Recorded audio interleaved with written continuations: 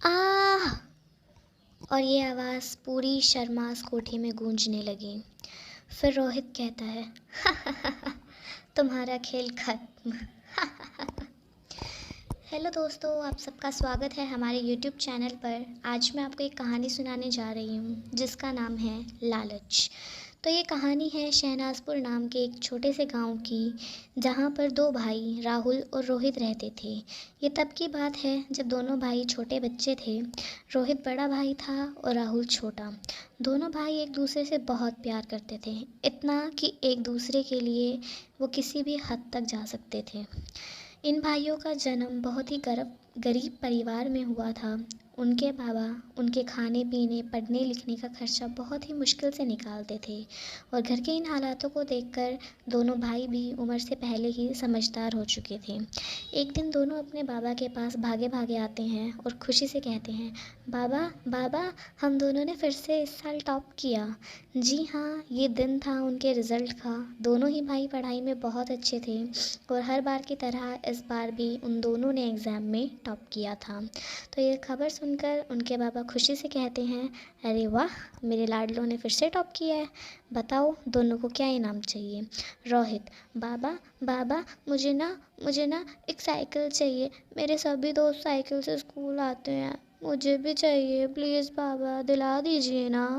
रोहित की ये बात सुनकर श्यामलाल शर्मा भावुक हो उठते हैं और रोहित से रोंदिए स्वर में कहते हैं, बेटा, इस साल तो मेरे पास पैसे नहीं हैं, पर अगले साल मैं तुम्हें साइकिल ज़रूर दिलाऊंगा।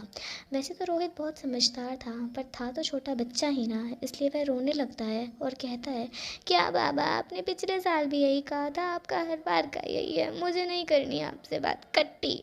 और ये कह के रोहित वहाँ से बाहर चला जाता है। श्यामलाल का बहुत मन होता है अपने बेटे की ख्वाहिश पूरा करने का, परंतु वो बेबस था। राहुल ये सब चुपचाप देखता है और अपने कमरे में चला जाता है। श्यामलाल राहुल के जाने के बाद फूट फूट कर रोने लगता है और भगवान से कहता है, हे भगवान, मेरी पुकार क्यों नहीं सुनते आप? क्यों मैं अपने बच्चे को एक साइकिल तक नहीं दिला सकता? मेरी मदद कीजिए।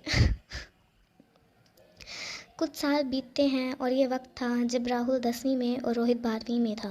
परंतु अब तक रोहित को एक बहुत बुरी आदत लग चुकी थी, वो थी कि वो अपना सारा का सारा काम राहुल से कराने लगा था।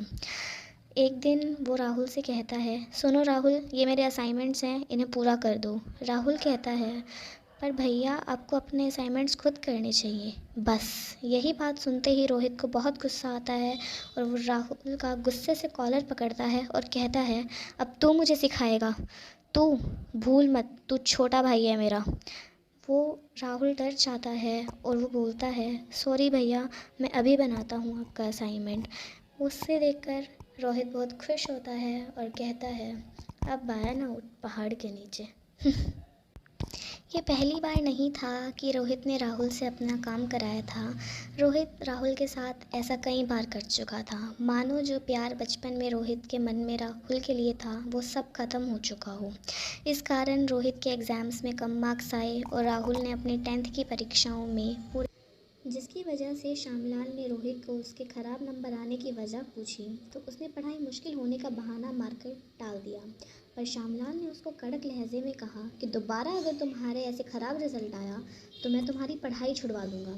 रोहित अपने पिता को इतने गुस्से में देखकर हैरान रह गया और उनके जाने के बाद रोहित ने राहुल को एक खींच का थप्पड़ मारा और कहा, ये सब तेरी वजह से हुआ है, और वहाँ से गुस्से में पैर पटक कर चला गया। इसी तरह 2-3 साल और गुजरे और राहुल ने अपनी 12वीं में भी टॉप किया, जिसकी वजह से उसका एडमिशन एक अच्छी सी यूनिवर्सिटी में हुआ और वो पढ़ने के लिए बाहर चला गया। इसी बीच रोहित भी गलत संगत में पड़कर शराब सिगरेट जैसे नशे का आदी बन गया। दोस्ती चीज़ भी ऐसी ही होती है, अगर अच्छे इंसान से हो तो अच्छी खासी ज़िंदगी को संवार दे, और गलत से हो तो अच्छे खासे बंदे को भी बिगाड़ दे। राहुल को बाहर गए को 7 साल हो चुके थे, पर उसकी कोई खबर ना थी, जिस कारण उसके पिता श्यामलाल और माँ ज्योति चिंता में रहते थे। और वहीं उनकी चिंता को बढ़ाता था उनका बड़ा बेटा रोहित, जो शराब और धूम्रपान आदि के नशे में बिल्कुल आदी हो चुका था। और शराब के नशे में प्रोफेसर से हाथापाई करने की वजह से उसे कॉलेज से भी निकाल दिया गया। और उसके पिता गरीब होने के कारण और उसके बेटे का ख़राब व्यवहार होने के कारण उसका कहीं एडमिशन भी ना हुआ। श्यामलाल जी इसी चिंता के कारण उम्र से पहले ही बूढ़े हो चले थे, जिसकी वजह से उनके खेतों में रोहित काम करता था। पर जितना भी मुनाफा होता था उसका आधा तो रोहित शराब में खर्च कर देता था, जिस वजह से श्यामलाल के लिए घर चलाना और भी मुश्किल हो गया था। एक दिन श्यामलाल के घर के बाहर एक काले रंग की बड़ी सी गाड़ी आकर रुकती है और उसमें से एक 24-25 साल का नौजवान निकलकर श्यामलाल के दरवाजे पर दस्तक देता है। ज्योति जैसे ही दरवाज़ा खोलती है उसकी आंखें नम हो जाती हैं और वो रोते हुए कहती है, राहुल, और उसे गले लगा लेती है। राहुल की भी आंखें भर आती हैं और वो कहता है, माँ मुझे माफ़ कर दीजिए, मैं आपसे मिलने नहीं आ पाया। उसकी माँ कहती है, कोई बात नहीं बेटा, तू सही सलामत है, मेरे लिए यही बहुत है। फिर वो अंदर जाता है और अपने बाबा के पाँव छूता है और कहता है, बाबा मुझे माफ़ कर दीजिए, मैं आपसे मिलने नहीं आ सका। उसके बाबा उसको देखकर भावुक होते हैं और उसका कान पकड़कर कहते हैं, नालायक, कहाँ था तू? तुझे पता है मुझे और तेरी माँ को तुम्हारी कितनी चिंता हो रही थी। खबरदार अगर दोबारा ऐसा किया तो तुमने, बोलकर उसे गले लगा लेते हैं। तब राहुल कहता है, नहीं बाबा, अब मैं आपको यहाँ पर नहीं छोड़ूंगा, मैं आपको अपने साथ ही लेकर जाऊंगा। श्यामलाल हैरान होकर कहता है, क्या? हाँ बाबा, आप चलिए, श्यामलाल कहता है, पर कहाँ? तब राहुल कहता है, आप चलिए तो सही, आप सबके लिए एक सरप्राइज़ है। श्यामलाल कहता है, ठीक है बेटा। तभी राहुल पूछता है, बाबा रोहित कहाँ है? रोहित का नाम सुनते ही श्यामलाल फिर से निराश हो जाता है। राहुल माहौल को देखकर सीरियस होकर पूछता है, क्या हुआ बाबा, सब कुछ ठीक तो है ना?